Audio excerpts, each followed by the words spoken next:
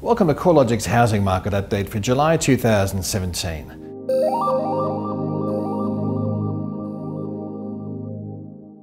This month, we'll be providing an overview of the housing market conditions over the June quarter, as well as examining what factors are likely to be contributing to a slowdown in the pace of capital gains seen over the most recent 3 months of data.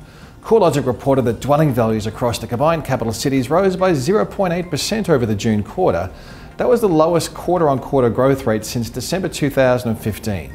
To put the weaker performance into context, dwelling values were 3.5% higher over the March quarter, highlighting a softening in the trend rate of growth over the 3 months ending March. The slowdown was mostly affected by a softer result across the Sydney housing market, where the quarter-on-quarter pace of capital gains shifted from 5% in the March quarter down to 0.8% in June. The result in Melbourne was much more resilient, with the quarterly pace of capital gains easing from 4.2% in March back to 1.5% over the June quarter. Outside of Sydney and Melbourne, housing market conditions remain diverse. Brisbane recorded the third highest quarterly pace of capital gains, with dwelling values 0.5% higher over the June quarter. Brisbane's growth is entirely attributable to a 0.8% rise in house values, which offset a 2.4% fall in the value of units over the quarter. Dwelling values slipped lower across the remaining capital cities, except Perth, which posted virtually flat growth conditions, up by 0.1% over the June quarter. Auction results have shown a similar easing over the June quarter, with clearance rates trending lower from around 80% over the March quarter to the low 70% range through June. In fact, that last 3 weeks of June saw the Sydney clearance rate fall below 70%, while Melbourne auction clearance rates hold around the low 70% mark.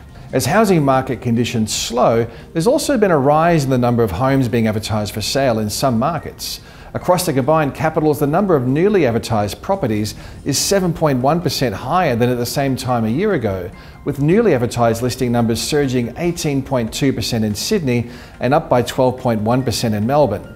Hobart and Canberra have also seen a rise in newly advertised stock levels relative to a year ago. Sydney total listing numbers are now 11% higher than a year ago, providing more choice for prospective buyers, which should help to ease some of the urgency that's been evident across the marketplace over the past 5 years. Total advertised stock levels are generally lower than a year ago in most markets, apart from Adelaide and Canberra, where total listing numbers are up by 1.5% and 7.3% respectively. While the pace of capital gains is slowing, rental growth has been rising, albeit from a low base. Capital city rents pushed 2% higher over the past 12 months, a stark turnaround from the end of 2016 when rental growth was flat. The upswing in rental growth is mostly noticeable in Canberra and Hobart, where rents are respectively increasing at 8.4% and 6.2% per annum. However, Sydney and Melbourne rental markets have also seen a turnaround in what was previously a sluggish rental market. Rents in both cities are now 4.5% and 4.1% higher over the past 12 months. The growth in rents can be attributed to the strong and significant rate of migration coming into New South Wales and Victoria, as well as low levels of purchasing activity from owner-occupier first home buyers. Now let's take a look at the housing market conditions across each of the capital cities. Sydney's housing market is showing all the hallmarks of a controlled slowdown. The quarter-on-quarter pace of capital gains has eased from 5% in March to 0.8% in June. Advertised stock levels are rising, clearance rates are trending lower, and average selling time has started to edge upwards. Annual growth has eased from a recent peak of just over 18% in March to the current pace of 12.2%. We expect that the Sydney housing market will moderate further over the remainder of 2017 due to less investment activity and higher mortgage rates. However, first home buyer stamp duty concessions that went live on the 1st of July may provide at least a temporary respite in the slower growth conditions based on higher demand at the more affordable end of the price range. Melbourne's housing market is looking more resilient to a slowdown compared with Sydney. However, it's clear that the growth conditions are starting to ease. The quarter-on-quarter growth rate's fallen from 4.2% in March down to 1.5% in June. The quarterly rise was entirely attributable to higher house values, which has offset a 2.5% fall in Melbourne unit values over the quarter. On an annual basis, the pace of capital gains is now tracking at 13.7%. While that's lower than the 15.9% rate of annual growth recorded over the 12 months to March, the annual rate of gains in Melbourne puts the city at the top of the table for annual capital gains across Australia's capital cities. The Brisbane housing market continued to record a sustainable but subdued pace of capital gains, with a 0.5% rise in dwelling values over the June quarter. The 0.5% rise is roughly in line with inflation and wages growth. The rise over the quarter takes Brisbane's annual growth rate to 2%, which is entirely attributable to a rise in house values, compensating for a 3.2% fall in unit values over the year. The subtle pace of capital gains has held Brisbane's gross rental yield substantially higher than the combined capital's average, with a typical yield on a house now averaging 4.1%, while unit yields are substantially higher, averaging 5.2%. Adelaide dwelling values held reasonably steady over the June quarter, down 0.2% as a result of a weaker performance across the unit sector. Detached housing showed a much stronger result, with values up 0.5% over the June quarter to be 2.7% higher over the past 12 months. That's compared with a 1.3% fall across the unit sector over the year. Selling conditions have improved substantially across Adelaide over the year, with homes now selling in 44 days on average, compared with about 52 days a year ago, as well as an improvement in vendor discounting rates. The Perth housing market recorded steady performance over the June quarter, with house values unchanged, while unit values edged 0.6% higher. The positive movements in dwelling values over the June quarter come as transaction numbers also trend higher. The first half of 2017 recorded a 2.3% rise in sales compared with the first half of 2016. That indicates an improvement in buyer demand, albeit from a low base. Despite the subtle rise in Perth dwelling values, rental markets remain subdued, with house rents down 1.2% over the June quarter and unit rents falling by 1.8%. Hobart's housing market's growth trend took a pause over the June quarter, with CoreLogic's Home Value Index showing a 1.3% fall in Hobart values over the past 3 months. However, other indicators continue to suggest the Hobart market's likely to show a further rise in dwelling values over the longer term. Property sales were 11% higher over the first half of 2017 compared with the same period a year ago.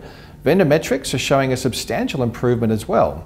Vendors are discounting their asking prices by only 4% on average, and homes are selling at an average of just 38 days. The Darwin housing market recorded a 5.2% fall in dwelling values over the June quarter, with the result being pulled lower by a sharp fall in the unit market index. The annual fall in Darwin dwelling values was 7%. Despite the weak value conditions, transaction numbers were almost 20% higher over the first half of 2017 compared with the same period in 2016, suggesting that buyer demand is starting to pick up from a low base. Canberra dwelling values slipped 0.4% lower over the June quarter, but they remain almost 10% higher over the past 12 months, highlighting the strong growth trend that's been evident across the city prior to the June quarter. Despite the softer capital gain result, housing demand appears to be strong across Canberra. Dwelling sales were 11% higher over the first half of 2017 compared with 2016. Discounting rates were averaging just 3.6%, and the average selling time was just 40 days. Overall, CoreLogic's June data indicates the housing market is transitioning, with the rate of capital gains moderating across what have been the hottest markets, while other cities continue to offer up a diverse performance. Sydney and Melbourne dwelling values are now 5 years into one of the strongest growth phases on record. Sydney dwelling values have surged by 79% since they started rising back in June of 2012, and Melbourne dwelling values are up by 60% over the same time frame. Prospective home buyers and regulators are likely to welcome a controlled slowdown in these markets. The slowing growth conditions can't be tied to one particular factor. The reduction in growth rates is due to a variety of factors, including the recently announced macroprudential changes from APRA, higher mortgage rates, particularly for investors, worsening affordability, and a general reduction in consumer confidence. We're yet to see the full effects of the APRA decision to limit interest-only lending to 30% of new originations. There's likely to be some way to go before lenders meet this new lending speed limit, and it's likely that mortgage rates will rise further despite a stable cash rate setting from the Reserve Bank. Discounted variable mortgage rates for investors, based on data to the end of May, are already 35 basis points higher than their recent 2016 low point. With debt levels high and rental yields generally low, it's likely that investors will continue to be further disincentivized by higher mortgage rates and stricter credit policies. It's clear that lending to investors has been easing since December last year. The latest data from the Reserve Bank shows that housing credit for investment purposes has been easing since December, which is well before the latest APRA intervention. If mortgage rates continue to move higher, as we expect they will, we're likely to see a further slowdown in investment activity.